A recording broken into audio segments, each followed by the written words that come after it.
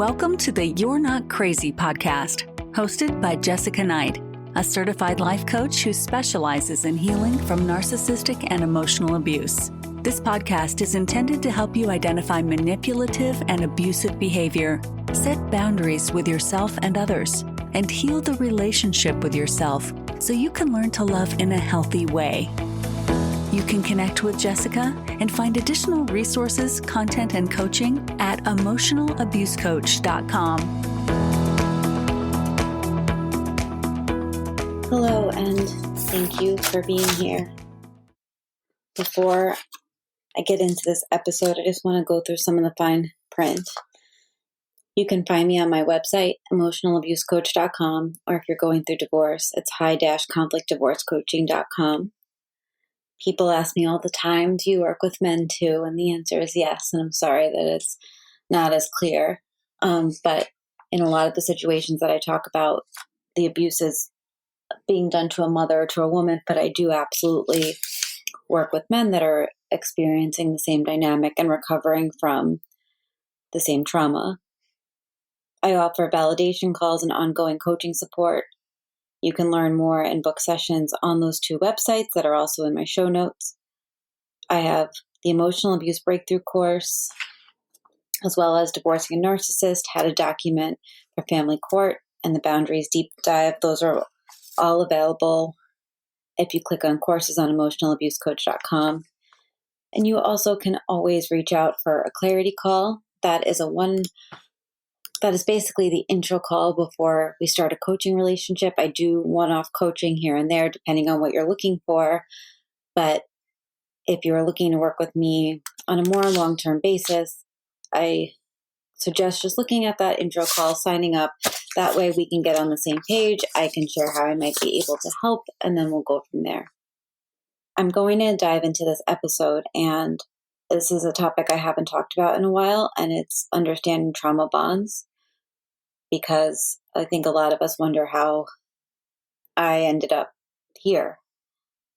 And a lot of people write in and they talk about the episode. I think it was the second or third episode I ever did, trauma bonding and how we can heal, which I will link in the show notes below. But I just want to name that trauma bonding is so complex. There's never going to be one episode that describes it all. And so it kind of is about piecing together the pieces that make the most sense to you. And this episode is really about how you got there and why and how it's hard to heal. And I hope it's helpful. You know, I sit with these episodes and I think about what would be most helpful, especially if I'm not having as many guests on right now, which is more due to scheduling than anything else. But I hope that this is helpful. And if it is helpful to you, I want to invite you to go over to my Substack. If you search Jessica Knight Coaching or just use the link in the show notes, it is there. I have taken the entire month of June to talk about the topics that are most asked about. And so when people say to me, I don't understand how I got here, that's what led to creating this episode today. I don't understand how I got here. If you've ever said that out loud or even just whispered it to yourself, I want you to know that you didn't just end up in a trauma bond, but you were led there slowly, strategically, and most likely during a part of your life or a season of your life when you needed to feel loved and safe. And I hear this exact phrase from clients all the time, from people who have done the work, they've gone to therapy, they unpacked their childhoods, they learned language of healing. I hear it from people that are strong and brilliant and self-aware, but still end up entangled in something that looks nothing like love, but feels like it might be, or it has the potential to be. And they ask me or themselves, how did I get here? Why can't I leave? And what does this say about me? But I want you to know that you didn't choose it. In a lot of ways, you were groomed into it. I want to stop sugarcoating trauma bonds and trauma bonding. They are emotional captivity. It's not about being weak. It's not about being naive. It's not about being too sensitive. Your childhood did not lead you into a trauma bond. Trauma bonds are about psychological manipulation of love, of attachment, and your core sense of safety. And a trauma bond forms when abuse is paired with intermittent reinforcement, moments of tenderness or affection that come in a way that's not predictable, but are dropped in just enough to keep you in the cycle. You are not addicted to the person. You're addicted to the relief you feel when the pain stops. And that's what makes emotional abuse so insidious. It doesn't always feel like harm. It feels like confusion. It feels like maybe I need to be more patient. It feels like, well, maybe he's struggling and I know how to love people through things. And sometimes it feels like he didn't mean to do that. He just had a hard day. But that's why so many victims and survivors don't know that they're in an abusive relationship. It's because the abuse doesn't always show up as something that's overt and cruel. And sometimes it shows up as an almost supportive, almost kind, almost safe. And that's what keeps you hooked. That almost, you hold on to it.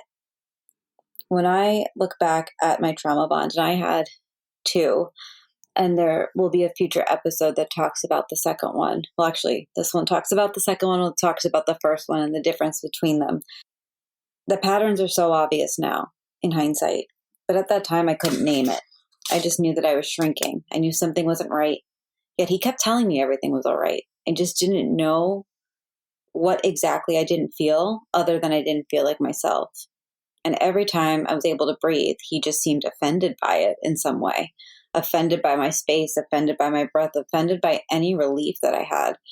I remember I went back to New York, where I'm from, and I usually don't take the ferry from Boston to New York, but I did this one time with my kid, and I remember we got off the ferry and there's a welcome to New York sign, and I just said oh my God, I feel like all the knots left my back when I just saw welcome to New York.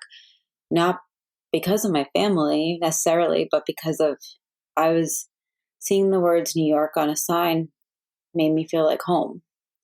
And he got upset by that because it meant that Boston wasn't home to him, even though it was one singular message. He'd get offended by my space and by my time that I needed to breathe. That relationship started really fast. It was texting nonstop. There were deep late night conversations. Told me I was the first person who ever really understood him and compared me to all these past exes. He said, "This is it for me," over and over, even in the beginning. "This is it for me. I promise you, this is it for me. If it's not you, it's no one."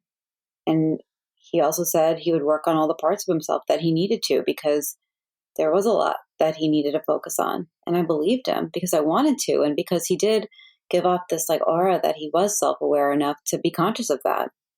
But then the shift came pretty much after I started setting boundaries. After I said, no, I don't think that, or no, I don't believe in that, or no, I'm not going to do that. There were jokes with really sharp edges to them, silence when I asked for support. He weaponized all my boundaries anytime I wanted space. Sudden coldness when I couldn't explain my thinking because I knew he was going to challenge it anyway. He would withdraw emotionally if I didn't phrase things just right the way he wanted in that moment. It was so much about his needs rather than even my thoughts. And apologies only when I pulled away, but then he'd disappear a bit after I softened. And the worst part is that I started to turn on myself at the beginning. Maybe I'm too sensitive. He's trying. I just need to meet him halfway. I'm flexible. If I explain it better, maybe he'll hear me. That was trauma bonding forming in the moment. I didn't know it at that moment, but I was already so caught up in the loop. The highs felt like hope and the lows felt like my fault. And every single time I tried to bring something up, something small, something vulnerable, I was met with defensiveness, silence, or twisted logic that somehow circled back to misunderstanding or projecting. And if I called him out for being quote unquote too emotional, I got slammed for that. But my emotion, which in that moment was probably anger, wasn't okay. He could rewrite an entire argument by the next morning from the night before, and I'd be left wondering if I was really the problem. I'd be trying to put together pieces of what actually happened and then try and re-explain that to him so that he got it. without realizing that I was trying to convince someone of the reality that like I experienced and that like was the reality. I started rehearsing how I'd bring things up and apologizing for my tone before I even spoke. And I'd avoid topics altogether just to keep the peace. I'd lie about having work to just avoid his demands. And I never wanted to share a bed with him. And still to this day, I actually really hate sleeping in the same bed as someone. I do hope that that's something in at one point that maybe I can have again, but not a priority, certainly. But it's so interesting because it's like maybe that was the only time I actually got to be with myself, for myself. One day I'll talk about how the body keeps score, which, yes, that's a book, but my body knew what was happening before my brain was. And so I want to dive into like what's actually happening inside of a trauma bond because they are built strategically through repeated cycles of control followed by comfort. Each cycle chips away at your sense of safety and then offers just enough tenderness to pull you back in. It often starts with a rupture, something that feels off or dismissive or even cruel. And then comes a repair, which is a sweet moment, the message that says, I love you. You know that, right? And if you've listened to anything that I've put together on the cycle of abuse, that's exactly what I'm talking about here.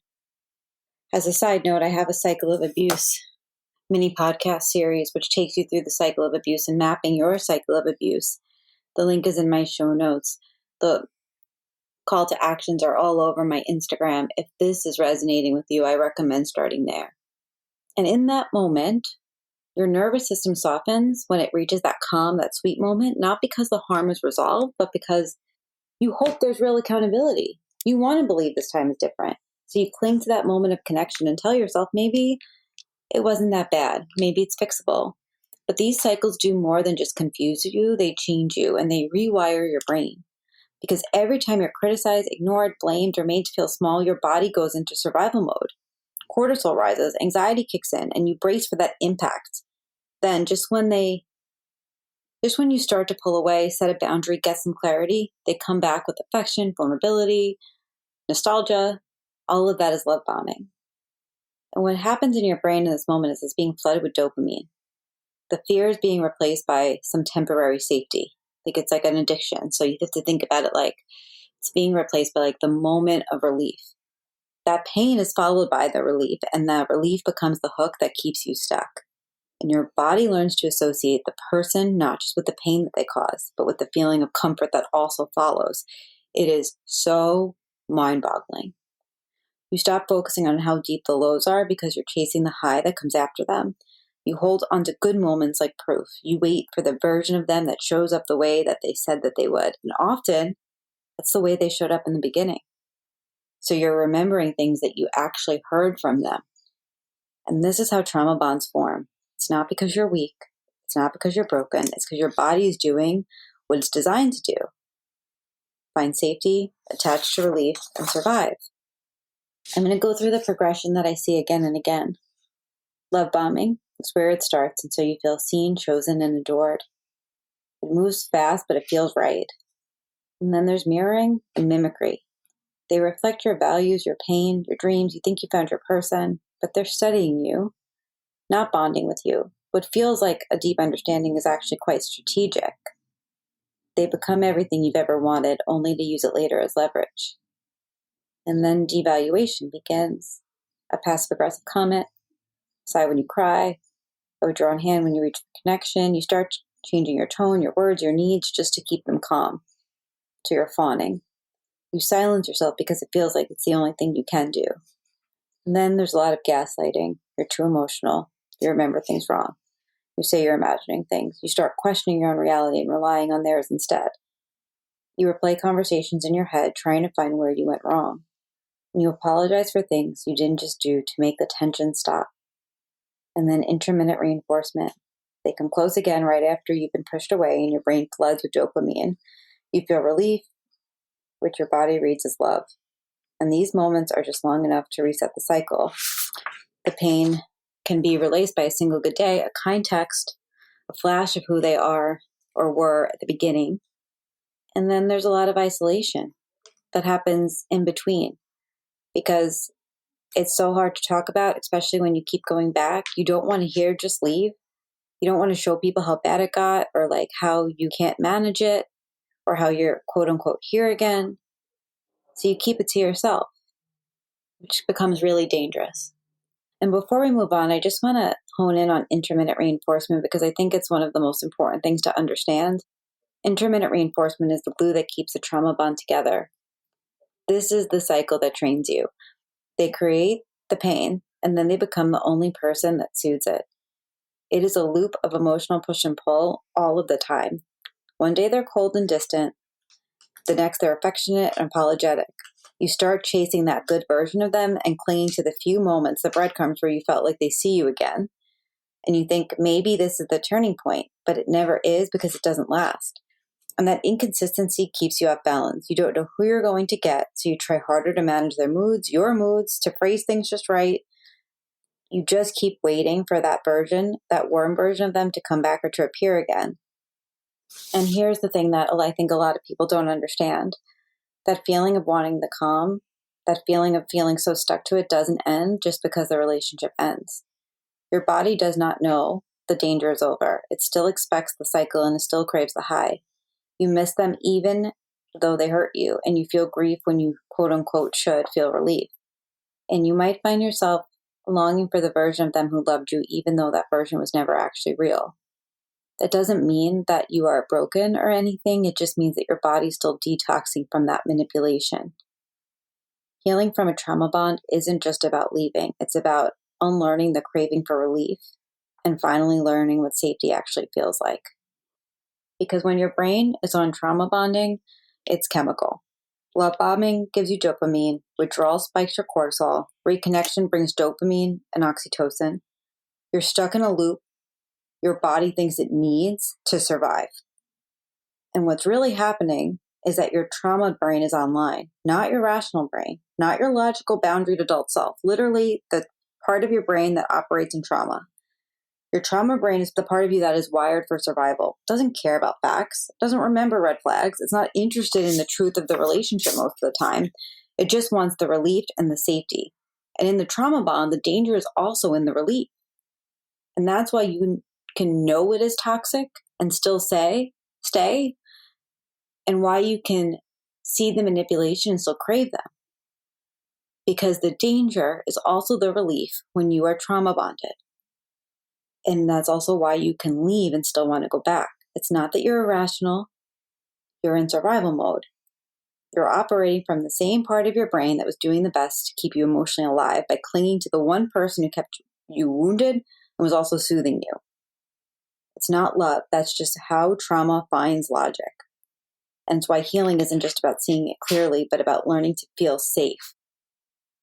I want to touch on why this feels so familiar.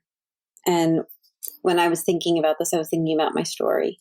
My ex-fiance didn't just manipulate me, but he mirrored what I already knew. And what I mean by that is that he mirrored parts of myself that were so deeply embedded. His coldness, his victimhood, his dismissal of my feelings echoed so many parts of my childhood. He was really unpredictable, and that activated the same survival strategies I'd used growing up. Over time, it became very predictable, especially when I started to understand my own personal cycle of abuse with him. And that's because it turned into every single time I expressed a feeling, every single time that I wasn't completely compliant, every single time I said, no, that's for you to figure out. No, this is your work, not mine. It got worse and worse and worse and became very predictable. It did not feel good, but it did feel very familiar. And like that part of me just wanted relief. Because in the trauma bond, like I said, the danger also feels like relief. And that's the hook. Because I spent more time wondering if it was me than I did wondering if it was healthy. Trauma bonds don't feel like danger because they feel like home. And it's not because they're home, but it's because your body's wired to find safety in the familiar, even when the familiar was painful. And unpacking that really broke me because the moment I stopped trying to earn love inside of somebody else's chaos and I stopped twisting myself into a pretzel for everybody else's comfort, I started grieving the part of me who thought that I had to. And that came up in every single relationship in my life and every connection in the ways in which I ran, different parts of my life and just it was extremely overwhelming to face it all, but also felt like very necessary. And for a while, I just felt like I couldn't really connect to anybody in my life because all I saw was all the unhealthy patterns that were so deeply entrenched. And if you are somebody like me who grew up in emotional chaos, the inconsistency of things becomes normal and you just learn to read between the lines. Basically, it's fawning.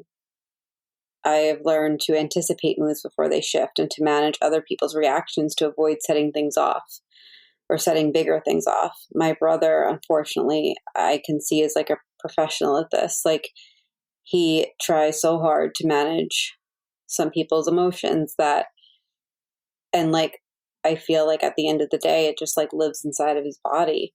And I didn't caretake or fawn in a way that I was appeasing him, but what I was doing is I was silencing myself because I just wouldn't say what I was thinking, which is not me at all.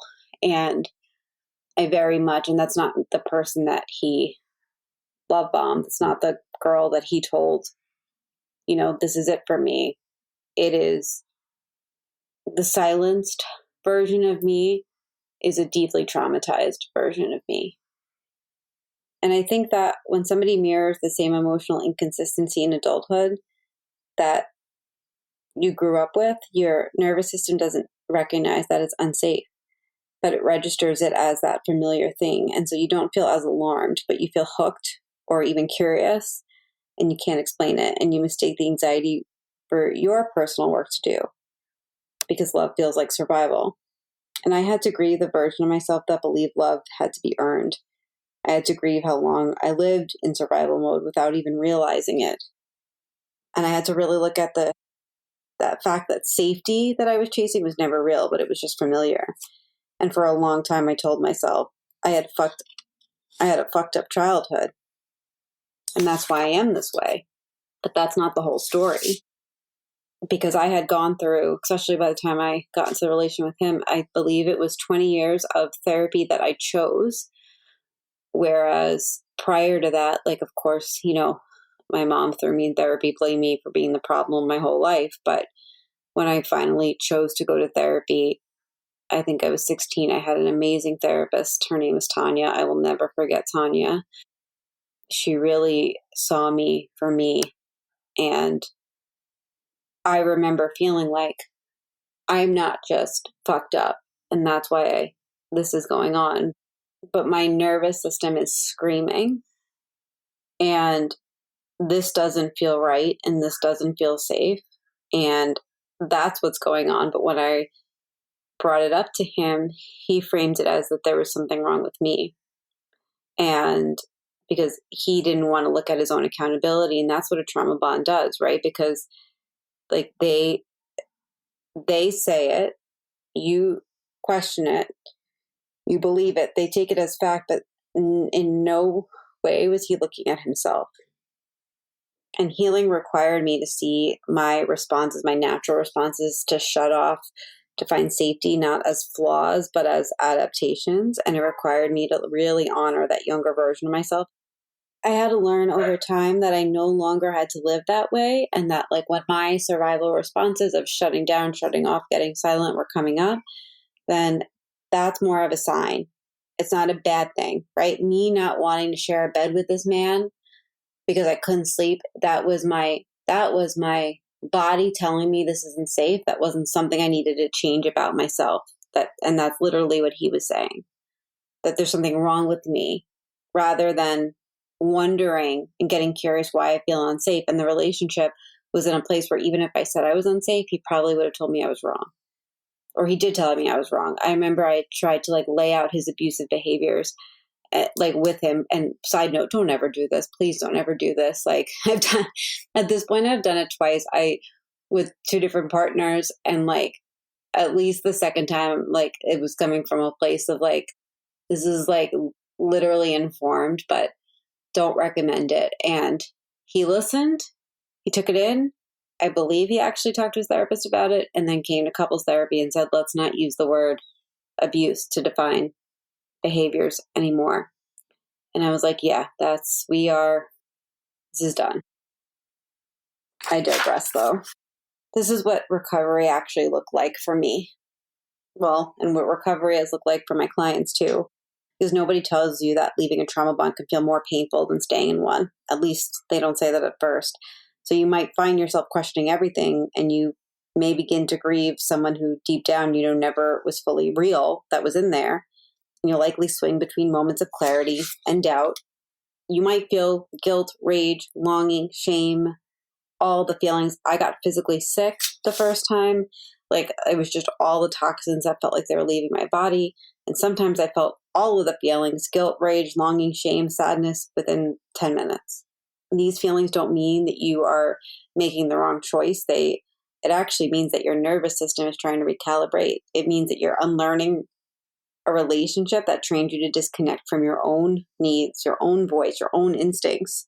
And one of the first tools I offer clients in early recovery is that you need to start ungaslighting yourself. I tell them to begin writing things down, document what happened, not just the events, but how it made you feel. Write down the moment your boundary was ignored, conversations that left you spinning and confused, or the apology that only came after you pulled away. Pay attention to what your body is feeling and what it feels as you write it down. And then write down how a healthy person would respond. How would an emotionally mature partner respond? I didn't plan on giving the example about telling him his abusive behaviors, but I'm going to go back to it. And so I remember when I said that, I named just like 3 things. I wasn't like, here's a list of 3,000. I was like, here's 3 things that are going on and that were not going on in the beginning of our relationship. And I don't think that you realize this, but I'm framing it so that you can look at it. And like, you've asked me for this. I'm telling it. I'm honest. And like I said, in that moment, he took it. But then, like I said, he weaponized it, within days, and actually continued to get weaponized, like in the final days of our relationship. But one of the things that I remember thinking is like, okay, if my partner came to me ever and said, this is abusive, or this seems controlling, or I don't understand this, how would I respond? And we all have flaws, we all have anxieties. Like there are certain things I certainly probably would have been anxious about, but I remember just sitting down, and then I went away from thinking about how I'd respond. And I thought like, okay, how would an emotionally mature person respond? If my partner is saying, I used to be able to talk to you and I cannot talk to you anymore because every time I say anything, you shut down. I'd want the person to sit for a second, to think, and then to say, okay, I hear you. Can you give me an example of when that happened so I can see it clearly? And to make me feel just so seen and heard and safe to share an example. If that's what they needed to see the pattern, or they could say, I know, I'm really not proud of how I've been responding to you. You don't deserve that. Another thing I remember sharing was, you make everything about you. I see a sign that says, welcome to New York, and you hear that that's an injury to you, and I don't want to be somewhere else, other than I had a moment of feeling relief when I saw that. I got to see my friends and I was excited. I used to live like right by the 59th Street Bridge in Manhattan. I lived there for many years. And it's like, I loved the bridge, makes me feel like home. That's what feels like home to me. And I said, you take these things and then you weaponize them if it's not directly related to you, but like I'm allowed to have my own experience and my own memories and just like my own thoughts. When you tell me something about a major accomplishment in your work day or in your work career, I'm not like, that doesn't have something to do with me. I feel attacked. And so I remember I shared that and he fought back on it and like made up all these things. He completely gaslit me. And when I sat down and wrote that one out and thought about how would I want a person to respond just by me sharing, and so, it's actually, as I'm saying this, it's like, this is how insidious emotional abuse is. It's like, we have to literally sit down and remind ourselves why we like things. And I sat down and I wrote, I just would want them to like celebrate my happiness, like, or want to hear more, or like, oh my God, like, I can't wait to see New York with you. Or I totally get that. Like, I'm glad that you have that feeling, because that's how I am as a partner too. I was the partner that was like, and I am the partner where, like, you want to go to London and get 3 tattoos in a day and you have the finances to do it, go do it. Like, enjoy your day. I'm not controlling like that. Like, because I don't want it on me at all. But that's not, a lot of people, a lot of partners aren't like that. And I had to do this for so many different things, just really challenge myself to think about how an emotionally intelligent or present partner for me would respond. I mean, I'm going to be honest, like, one of the biggest examples is with my daughter. Like, she comes first and she always will. And she always will be number one. And that's it. And like, I want a partner that's like, yeah, I get that. And that's where she deserves to be. And if I am ever challenged about that, it's probably the easiest goodbye that I could ever give, because that's how I am. And that's how I would want to be if somebody else had a child. Nope, your child's first. To you, your child's first. To me, my child's first. This practice of kind of going through all of this is for you, not them. It's not for them. You're not writing it out to prove a point to the other person. You're writing it out to connect with your own truth. And you can do this in the relationship, outside of the relationship, a year out of the relationship. And in the early stages of recovery, the trauma bond will try and pull you back in. And you might start to question whether it was really that bad, or feel nostalgic for good moments. You may feel tempted to reach out just to relieve that discomfort. That's why it feels like an addiction. And that's not your weakness. It's your nervous system doing exactly what it is trained to do, and that is to seek the relief. And writing things down creates like this tether to reality and helps you validate your own experience. It also allows you to see the patterns clearly, even when your body is still beginning to catch up. For a while, your body and your head won't feel like they're aligned. So I want to offer a few questions to you if you feel stuck. And it doesn't matter if you're in the trauma bond now, in the relationship, if you're out of the relationship in the trauma, if you're reflecting back, this might be helpful. What version of myself does this relationship require me to be? What part of me is still waiting for them to change? When is the last time I felt peace? Not just relief, but peace. You don't need all the answers just yet. You just need to be honest with yourself. And so if you've been here listening, nodding along, feeling the ache in your chest or the confusion in your gut, I want you to know that you are not dramatic or too much. You have been manipulated and conditioned to see this chaos as love, and you were taught to ignore your intuition in order to stay connected. Healing from a trauma bond is not a linear practice. It is not clean. It is not quick. It is slow, layered, often disorienting, and you may still miss them. You may still want them to understand. You may still hope for closure. And that doesn't make you weak. It just makes you human. And the work now is not to go back and fix it. The work is to really kind of begin to come back to yourself. Because the part of you that kept saying, how'd I get here? Is the same part that's going to come out and say, I am not staying here. And we just want that part to get louder and let that part lead. I know that this episode is long. I know that this is a lot. And I do have other episodes on trauma bonds. I suggest going through them as you can or as it feels appropriate for you. But this is one of the hardest things that I've ever had to do. I'm sure it's one of the hardest things you'll ever have to do. And I often say, like, I would have preferred to just saw off my hand with a butter knife than to feel the feelings. But the strength that comes on the other side of it even if it takes a year or 2 years or longer, it's a different kind of strength because it's strength that actually like worked through and built a new foundation.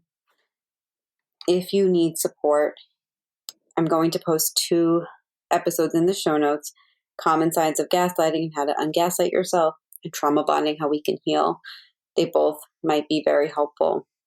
As I mentioned at the beginning, I have courses that are self-study. I have one-on-one coaching. I offer validation calls, which are basically one-off coaching where I send you some questions before to get on the same page. I do consistent one-on-one work with people to help them heal. A lot of times I work with somebody on like a relationship, getting out of the relationship. And if it has to go to divorce, or if that's where it is, then we do the high conflict divorce, but I work on both. So emotionalabusecoach.com, Instagram @emotionalabusecoach. And you can also find me on Substack, where this month I'm talking about all the ins and outs of emotional abuse. I hope that this was helpful. I hope it was validating. And if you need support, you could always reach out to me.